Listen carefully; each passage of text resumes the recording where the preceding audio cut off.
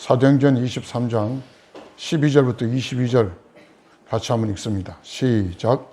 날이 새니 유대 사람들이 모의하여 바울을 죽이기 전에는 먹지도 마시지도 않겠다고 맹세하였다. 이 모의에 가담한 사람은 40명이 넘었다. 그들이 대제사장들과 장로들에게로 가서 말하였다. 우리는 바울을 죽이기 전에는 아무것도 입에 대지 않기로 굳게 맹세하였습니다. 그러니 이제 여러분은 의회와 짜고서 바울에 관한 일을 좀 더 정확하게 알아보려는 척하면서 천부장에게 청원하여 바울을 여러분 앞에 끌어내어오게 하십시오. 우리는 그가 이곳에 이르기 전에 그를 죽여버릴 준비를 다 해놓았습니다. 그런데 바울의 누이의 아들이 이 음모를 듣고 서둘러 가서 병영으로 들어가 바울에게 그 사실을 일러주었다. 그래서 바울은 백부장 가운데 한 사람을 불러놓고 말하였다. 이 청년을 천부장에게 인도해 주십시오. 그에게 전할 말이 있습니다. 백부장이 그를 데리고 천부장에게로 가서 말하였다. 죄수 바울이 나를 불러서 이 청년이 대장님께 드릴 말씀이 있다고 하면서 데려다 달라고 부탁해서 데려왔습니다. 천부장이 청년의 손을 잡고 아무도 없는 데로 데리고 가서 물어보았다. 내게 전할 말이 무엇이냐? 그가 대답하였다. 유대 사람들이 바울에 관해서 좀 더 정확하게 캐물어 보려는 척하면서 내일 그를 의회로 끌어내어 오게 해달라고 대장님께 청하기로 뜻을 모았습니다. 그러니 대장님은 그들의 말에 넘어가지 마십시오. 바울을 죽이기 전에는 먹지도 마시지도 않겠다고 맹세한 사람이 40명 남짓 매복하여 바울을 기다리고 있습니다. 그들은 지금 준비를 다하고 대장님에게서 성낙이 내리기만을 기다리고 있습니다. 천부장은 그 청년에게 이 정보를 내게 제공하였다는 말을 아무에게도 하지 말아라 하고 당부한 뒤에 그를 돌려보냈다. 아멘. 할렐루야. 한 주간 잘 지내셨습니까? 반갑습니다. 서로 한번 옆에 분들하고 인사도 나누시고, 예, 반갑습니다. 우리 꼬맹이들 이렇게 보니까 참 귀엽고 좋습니다. 저 꼬맹이들이 앞으로 어떻게 커나갈지 기대도 되고 그러네요. 야, 그런데 지난 2월 10일경에 구미에서 3살 먹은 아이가 변사체로 발견된 거 혹시 여러분 뉴스 들으셨나요? 구미 열애 예쁜 아이입니다. 이 아이가 상모 사국동이라고, 또 이름, 동네 이름도 참 좀 길어요. 상모 사국동이라는 한 빌라에서 아이가 죽었는데 죽은 지가 6개월이나 됐어요. 그래서 반은 미라가 되고 반은 부패가 되고 그런 상태에 3살 먹은 아이입니다.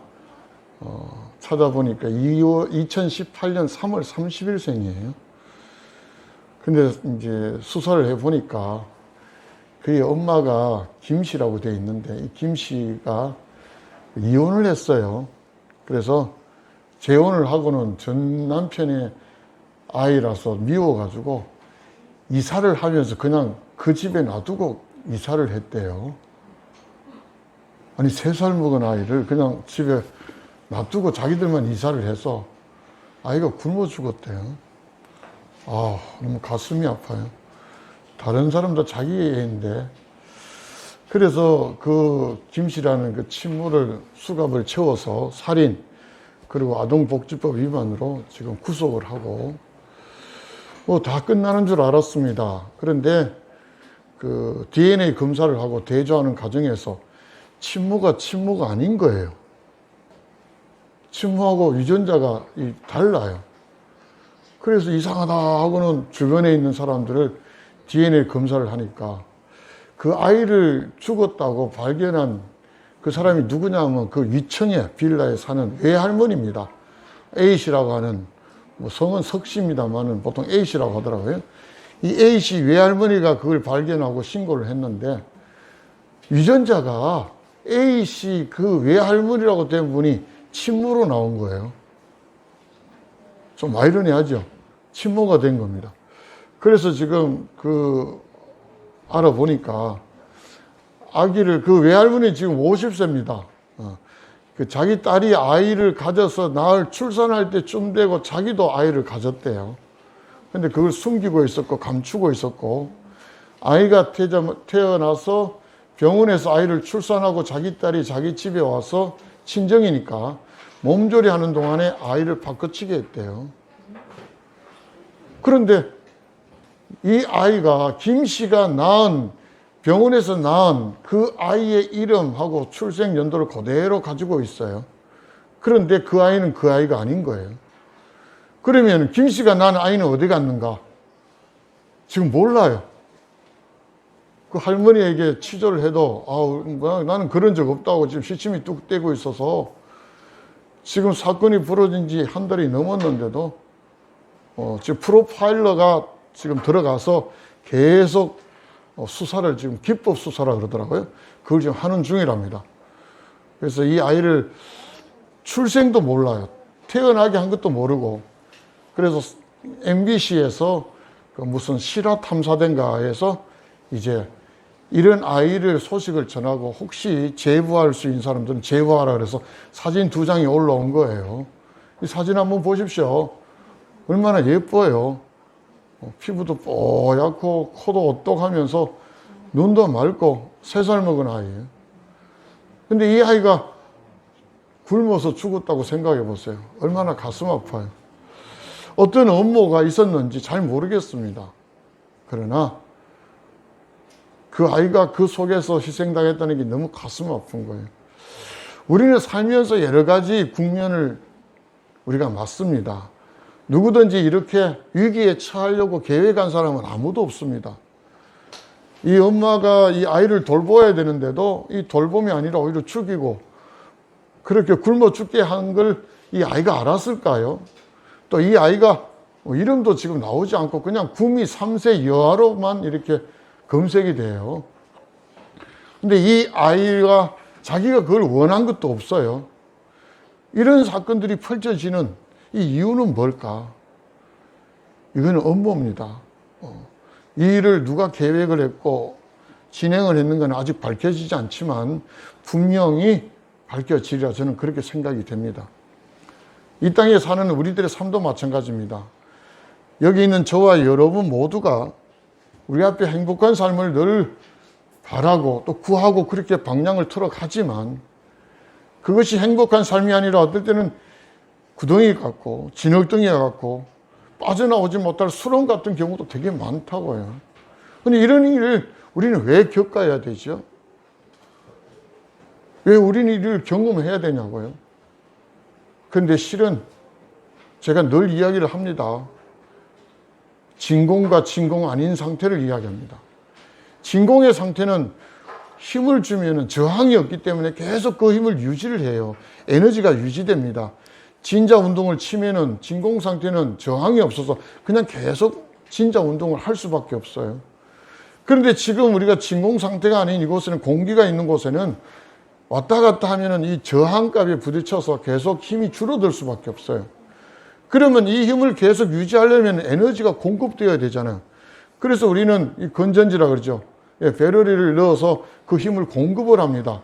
그래서 시계가 돌아가고 어떤 운동들이 계속 되어지는 겁니다. 이 땅에 사는 저와 여러분도 마찬가지예요. 늘 저항에 부딪혀 있습니다. 어떤 저항이라고요? 성경은 그걸 우리들에게 이야기합니다. 우리 눈에는 보이지 않고 여러분 눈에 보이지 않습니다. 그럼에도 불구하고 공기라는 것이 우리를 저항을 하는 것 똑같이 영적인 모습 속에서 우리는 전혀 감지하지 못하지만 우리 눈에도 보이지 않지만 성경은 늘 말합니다. 우리 주변에는 사탄이 마귀가 우는 사자와 같이 삼키려고 그렇게 우리를 음모를 꾸미고 있다고 성경은 그렇게 말합니다. 근데 이걸 모르고 무슨 운이 좋으니 나쁘니 운명이라든지 숙명에 자꾸 매달리는 사람이 되게 많습니다. 저는 저와 여러분이 오늘 이 말씀을 통해서 이 말씀을 묵상하면서 이 바울이 감옥에 지금 병령 감옥에 갇혀 있고 그 사내들인 공회에서 지난 시간 기억나시죠? 자기 변호를 좀 하려다가 오히려 소란이 일어났고 사두개인과 바리새인들이 소동을 일으켜서 천부장이 사도 바울을 급히 빼내었던 상황이고, 그가 그날 저녁에 하나님을 경험하면 하나님이 다시 나타나셔서 염려하지 마라.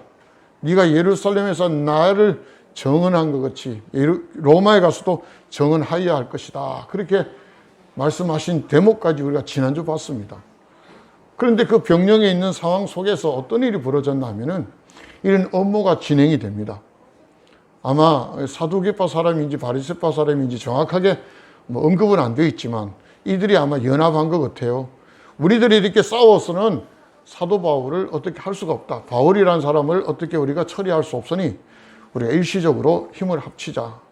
그래서 아마 쟤네들이 한 40명이 넘는 인원이 암살단으로 모입니다. 그들은 맹세를 하죠.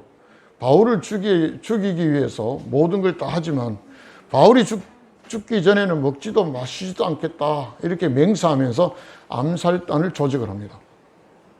이들의 맹세는 유대교적인 그 소원에 해당했어요. 만약 바울이 죽지 않으면 이 사람들은 굶어 죽어야 돼요.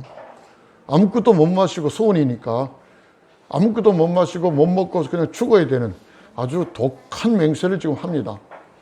그리고 그들은 대제사장과 장로들을 찾아갑니다. 찾아가서 자기들의 계획을, 업무를 그들과 같이 전략을 짭니다. 이대로 있어서는 안 됩니다. 그래서 제사장님들과 장로들은 의회하고 짜십시오. 사내들인 그 의회는 당신들이 높은 자리에 있으니까 공회의원들 72명이 있는데 그거 모아서 다시 우리가 바울이라는 사람의 이야기를 자세히 알고 싶다. 그렇게 척하면서 불러들이십시오.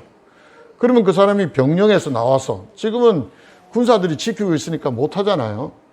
병령에서 나와서 오는 그 도중에 자기들이 매복에 있으면서 숨어서 매복에 있다가 그를 죽이겠습니다.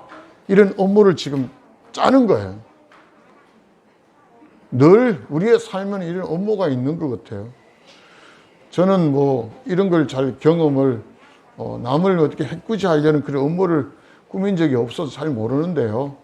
어떤 사람들은 늘 남을 해꾸지하려는 생각들을 가지고 있는 사람이 있는 것 같아요. 우리는 만나면 그냥 호의로 만나고 호의로 인사하잖아요.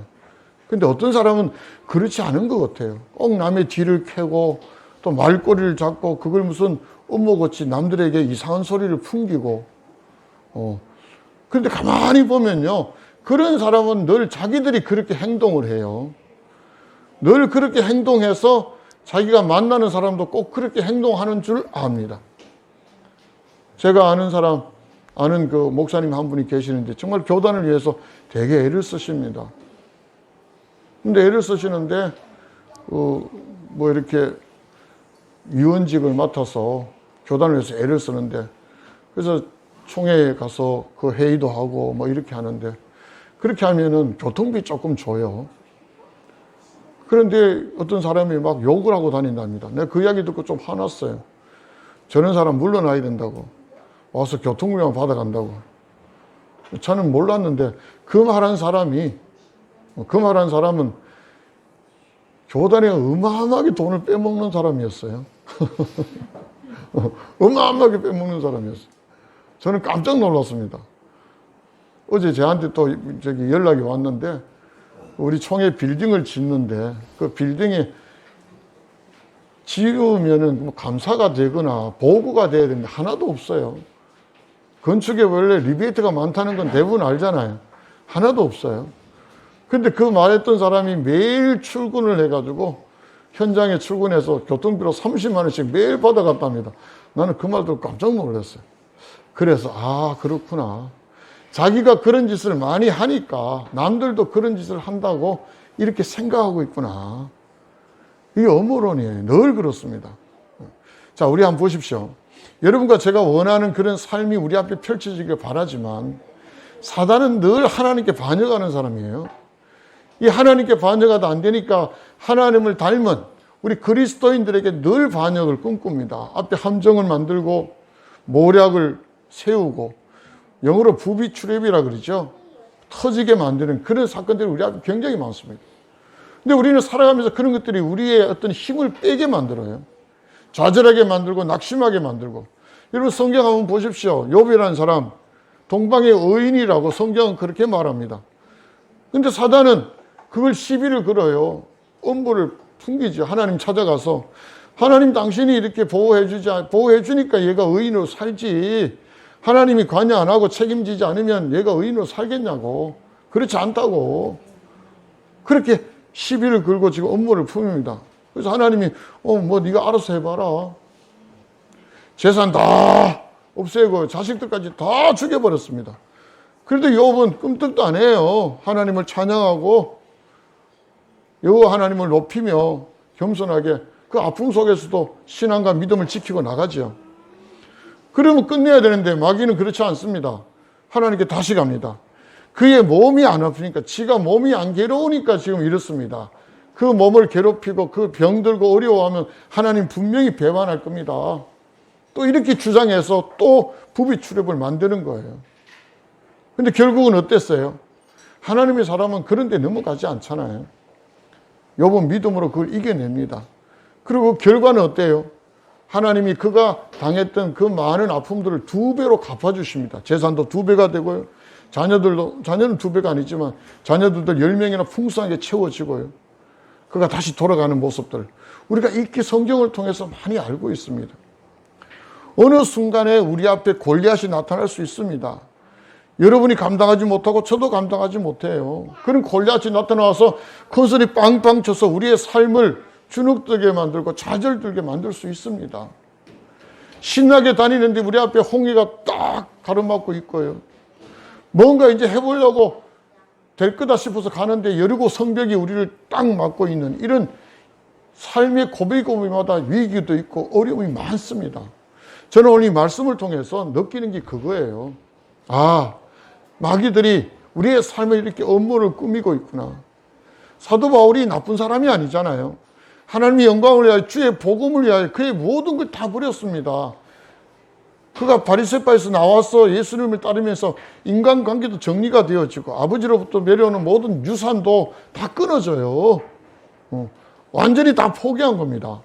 그 정도로 하나님을 열심히 쫓았습니다. 그런데 그의 삶 앞에 나오는 게 뭐예요? 고비고비마다 위험이고 어려움이고 좌절할 수 있는 순간밖에 없어요. 그래서 그는 자신을 고백을 합니다. 나는 약한 것을 자랑합니다. 세상 사람들은 자기가 행운의 사람이다. 자기는 복의 사람이다라는 걸 늘 이야기합니다. 근데 사도 바울은 아니에요. 여러분, 예수님도 자신이 그랬잖아요. 나무에 달린 자마다 저주받는 자다. 하나님이 이 땅에서 자기가 하나님의 아들로 태어났다고 고함친 적이 있습니까? 오히려 그렇게 아는 사람에게는 조용해라. 아무에게도 말하지 마라. 오히려 당부했습니다. 입조심시켰습니다. 그분은 하나님의 아들로 영광스럽게 뭔가 영광을 받으려고 오신 게 아니에요.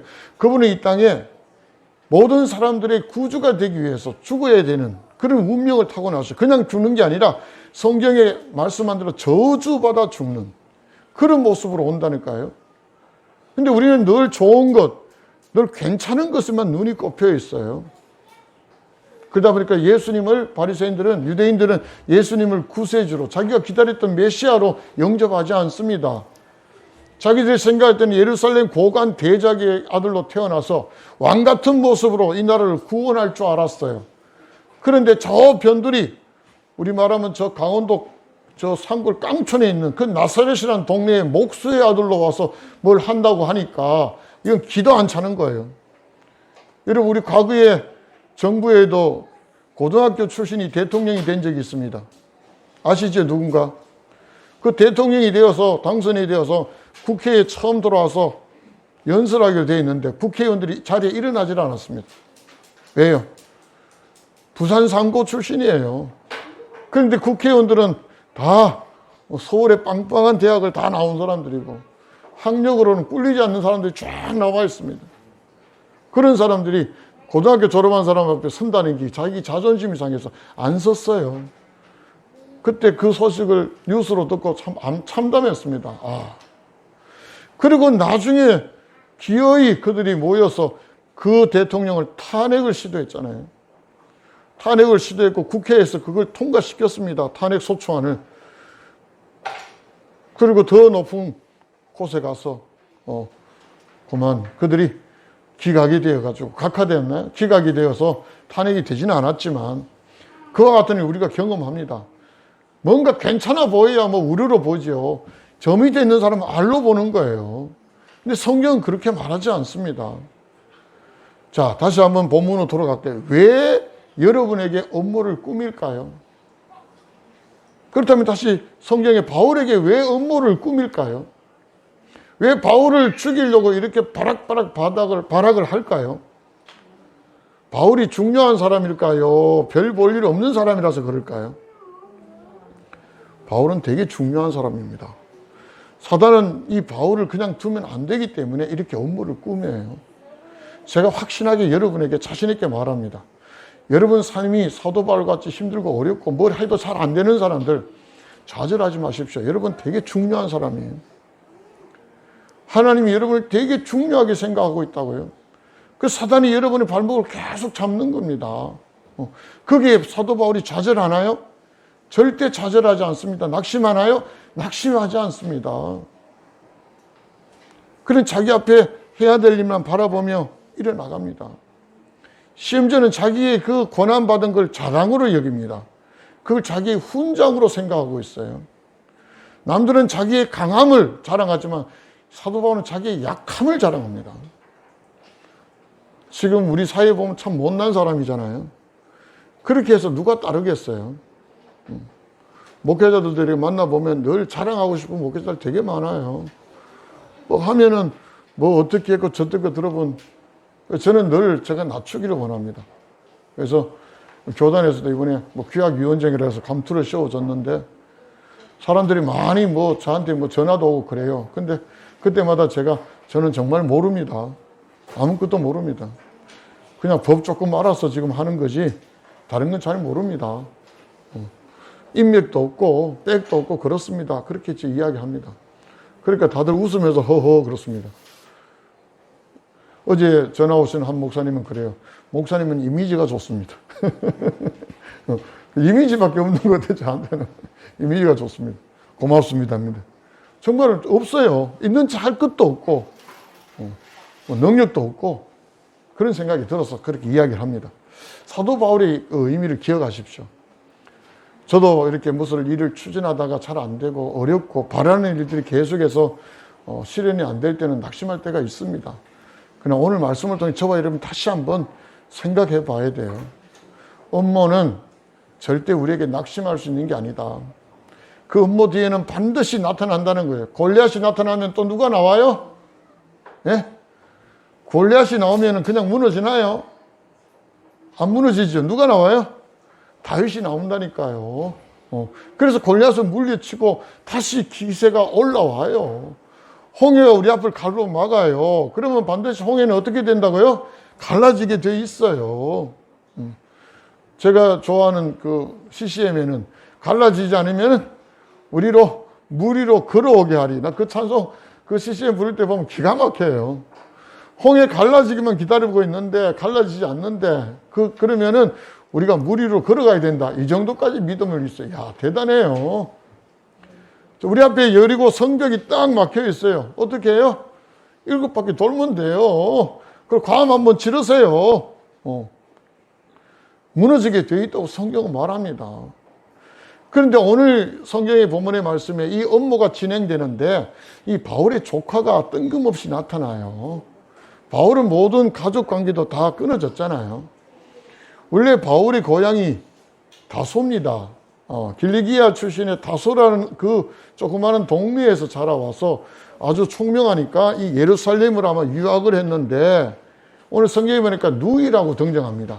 아마 자기 위에 누나 모양인데 이 누나가 예루살렘에 살고 있었다. 바리새파니까 그 바리새파의 어떤 그런 고위 관료하고 결혼해 살고 사도 바울은 거기에 숙식하면서 아마 가므리엘 문화에서 공부한 게 아니냐 학자들은 이렇게 추론을 합니다. 그런데 이제 모든 관계가 끝났는데 이 조카라는 사람도 역시 마찬가지로 바리새파 사람들이다. 그 관계가 되어지다 보니까 이런 은밀한 음모를 들을 수가 있는 자리에 있었다. 그 소식을 듣고 그는 요한했지만 자기 외삼촌이잖아요. 외삼촌을 찾아가서 이 일을 밝혀줬다. 이렇게 진행된다고 난도 다 추론을 합니다. 어쨌든 조카가 나와서 이 일을 밝혀주고 사도 바울은 이 일을 그냥 묻어두는 게 아니라 천부장에게 이 사실을 알려서 어떤 대비하도록 이렇게 만듭니다. 그래서 백부장을 불러서 이 아이를 천부장에게 소개를 해라. 그리고 이 아이가 무슨 말을 할 거니까 천부장에게 말을 하게 해라. 그렇게 이제 절차를 밟았습니다. 천부장에 데려가니까 벌써 천부장이 느낌이 온 모양이에요. 그 사람들 있는 데서 말하지 않고 그냥 데리고 나와서 아무도 없는 데서 둘이의 공간에서 이야기를 묻습니다. 내한테 할 말이 뭐가 있느냐. 그러자 여차 2차에서 지금 암살단 40명 이상이 모여서 바울을 죽이려고 지금 하고 있습니다. 근데 그 핑계가 끌어내는 겁니다. 그 도중에 매복에 있다가 죽이려고 하니까 그 말에 넘어가지 마십시오. 천부장님. 이렇게 당부를 해요. 그 당부를 딱 듣는 순간에 이 천부장에게 뭔가 그림이 그려지는 거예요. 너는 내게 말했다는 이야기를 절대 하지 마라. 정보 제공이라는 말이 지금 나옵니다. 내게 말했다는 말 하지 말고 입 다물고 있거라. 비밀 유지를 시키죠. 그 자신도 해를 받을 수도 있고 또 천부장이 뭔가 그리는 어떤 그림에 영향을 미칠 수 있기 때문에 함구하도록 당부를 합니다. 그리고 이제 다음 주에 우리가 봐야 되겠지만 내일인데 이 암살단은 내일 지금 하려고 하는데 이 천부장은 오늘 저녁에 바울을 옮기려고 계획을 합니다. 저는 여기에서 이 업무만이 우리의 삶을 지배하는 게 아니라 그 업무를 막아주는 하나님의 도우심도 우리를 지배한다는 사실을 또 밝혀준다고 생각해요. 천부장하고 바울하고 뭔 관계가 있는 게 아니에요. 오히려 처음에는 천부장이 채찍을 때렸어요, 바울을. 자기가 로마 사람이라고 하니까 깜짝 놀라서 이제는 조금 절차대로 밟아가는 거예요. 심지어는 같은 편이 아니에요. 그런데 또 하나님이 한 분 제대로 연관도 안 된 조카를 통해서 움직이시고 그 조카의 말을 들어서 백부장이 움직이고 천부장이 움직이게 하는 이런 여러 가지 일련의 사태가 그냥 우연히 되어졌을까요? 그렇지 않다는 거예요. 하나님이 말씀하셨듯이 바울을 로마에 가서 나의 정인, 나를 정언하는 일을 사용하기 위한 하나님의 계획이 계속 진행되는 겁니다. 여기 죽는 거 아니에요. 암살단이 40명이 아니라 400명이고 4,000명이 모여도 하나님이 바울을 지켜주면 아주 든든하고 안전하게 지켜줄 줄 저는 그렇게 믿습니다. 근데 우리는 그 하나님의 약속을 잊어버려요. 그 11절에 있는 말씀을 잊어버리고 12절부터 이 음모에 40명 이상 만나서 나를 죽이겠다는 이 음모에 발발 뜨는 거예요. 그리고 낙심하고 좌절한다는 거예요. 오늘 성경은 그걸 돌려라는 거예요. 우리의 시선을 돌리자. 어디로? 음모는 분명히 있다. 그거 갖고 낙심하지 말자. 과거에 제가 아는 분이 학교 다니면서 아르바이트를 했어요. 그래서 책을 이렇게 팔고 그랬는데 지금은 좀 덜하지만 옛날에는 개들을 많이 키웠어. 마당에 있는 집이 많아가. 들어가면 개가 달려들어서 도망가고 그랬다는 이야기 들었어요. 개가 있다고 책 안 팔겠어요? 그렇잖아요. 어떻게 해든지 책을 팔아야 되니까. 개가 있어가지고 못 판다고 실망하고 좌절할까요? 아닙니다. 요즘 차들이 많잖아요. 차들이 많은데 신차는 계속 나와요. 그리고 차를 세일하는 그 영업하는 분들은 계속 차를 팔아요. 우리 생각에 차가 이렇게 지금 몇 년씩 탔지만 잘 돌아가는데 뭔 새 차를 살까? 근데 이분들은 새 차를 계속 팔아요. 차가 있는데 그걸 바꾸게 해요. 우리는 그렇잖아요. 차가 있으면 새 차 같은 거 신경 안 쓰는데 이 사람들은 우리와 똑같은 사고를 가지면 차를 팔 수 있나요? 못 팝니다.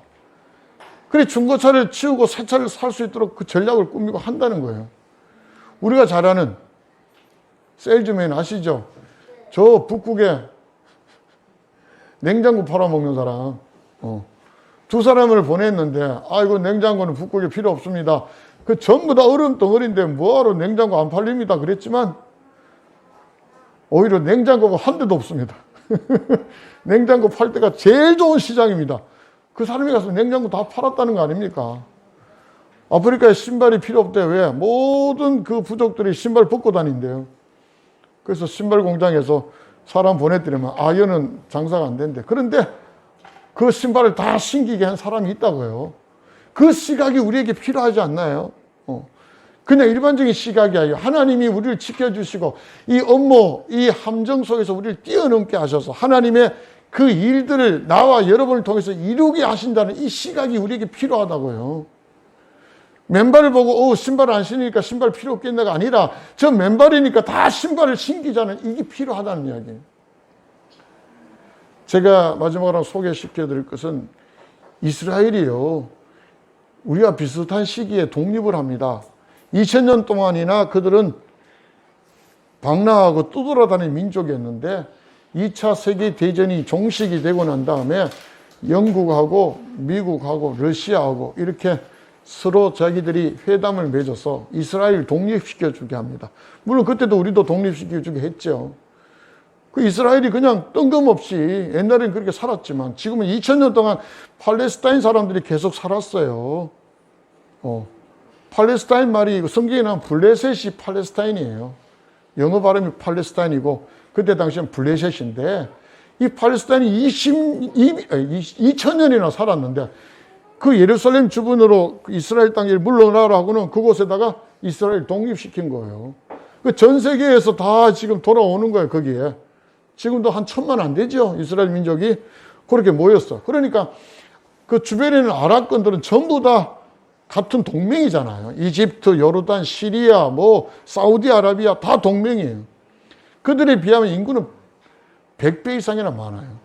그래서 독립전쟁을 합니다. 독립을 했지만 그들이 계속 군사적으로 위협을 해서 싸워요. 근데 이겼어요. 그 다음에 또 수에즈 운하를, 이집트가 수에즈 운하를 막아버린 거예요. 수에즈 운하는 대서양으로 통하는 그 아프리카를 쭉 돌지 않고 바로 대서양으로 가는 정말 지름길이잖아요. 그걸 이스라엘이 막았어요. 근데 이스라엘이 가만히 있습니까? 또 싸워가지고 그 통영권을 얻었습니다. 하다 안 되니까 67년에 이집트 대통령 나세르가 아라비아만 있죠. 그걸 봉쇄를 합니다. 이스라엘 선박은 무조건 못 오게 다 막아버렸습니다.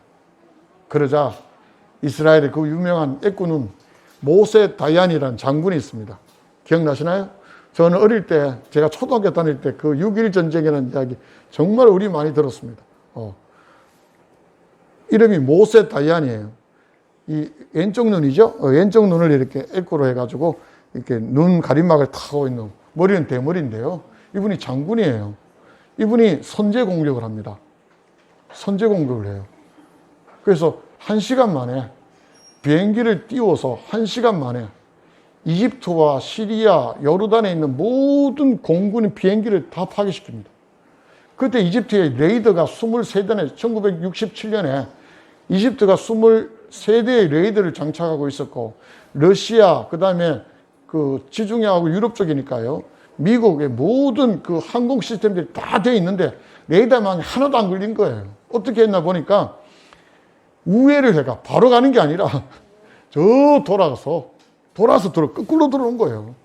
이쪽만 바라보고 있는데 뒤쪽으로 돌아와서 그 다음에는 50m에 항공기가 비행기가 50m 저공을 한 거예요. 가장 낮게 타고 오면서 1시간 만에 항공권을 제공을 장악한 거예요. 그렇게 해서 6일 만에 1967년 6월 5일 날 전쟁이 시작됐는데 6월 10일 날 이집트, 요르단, 시리아가 항복했습니다. 그러고는 영토를 확장합니다. 저 요르단 쪽에 있는 골란 공원까지 다 차지해버리고요. 어마어마해요. 그때 다이안 장군이 무슨 이야기를 했는지 아십니까? 자기들 인구와 무기 모든 것에 엄청나게 많은 자원을 가지고 있는 이들 앞에서 이 다이안 장군은요 이렇게 외칩니다.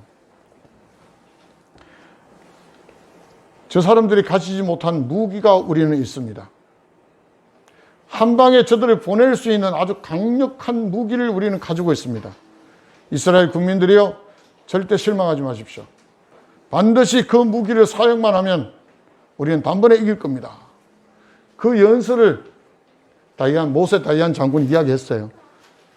근데 다른 선진국들은 이스라엘이 벌써 핵무기를 가지고 있나 이 생각했어요. 근데 그에 비해서 말하는 건 시편 121편을 이야기합니다. 우리는 이런 무기가 있습니다. 한번 띄워주십시오. 시편 121편입니다. 너무 기가 막힌 말씀이라서 같이 한번 읽어봤으면 좋겠네요. 모든 업무를 깨부수시는 하나님의 그 놀라운 역사가 이 말씀 속에 들어있습니다. 한번 읽어보십시다. 시작. 내가 눈을 들어 산을 본다. 내 도움이 어디에서 오는가? 내 도움은 하늘과 땅을 만드신 주님에게서 온다. 주님께서는 내가 헛발을 디디지 않게 지켜주신다.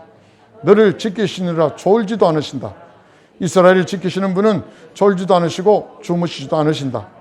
주님은 너를 지키시는 분, 주님은 내 오른쪽에 서서 너를 보호하는 그늘이 되어주시니 낮의 햇빛도 너를 해치지 못하며 밤의 달빛도 너를 해치지 못할 것이다.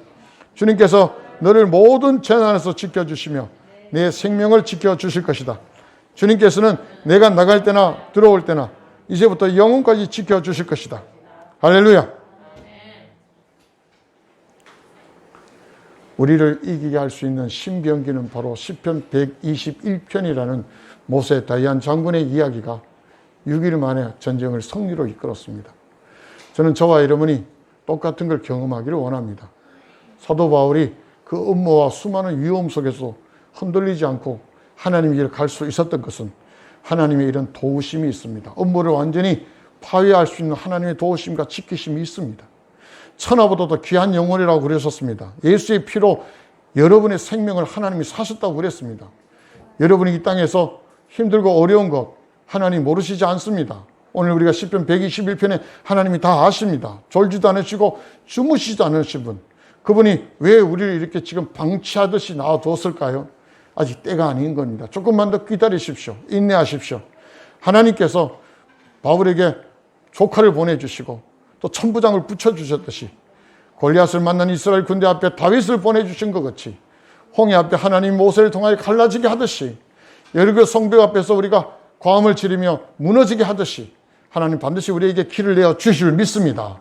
하나님의 그 업무를 회파하고 욥을 2배나 축복하듯이 하나님이 여러분과 저의 모든 삶의 신앙의 삶의 결과를 해피엔딩으로 준비하고 계신다는 사실을 기억하십시다.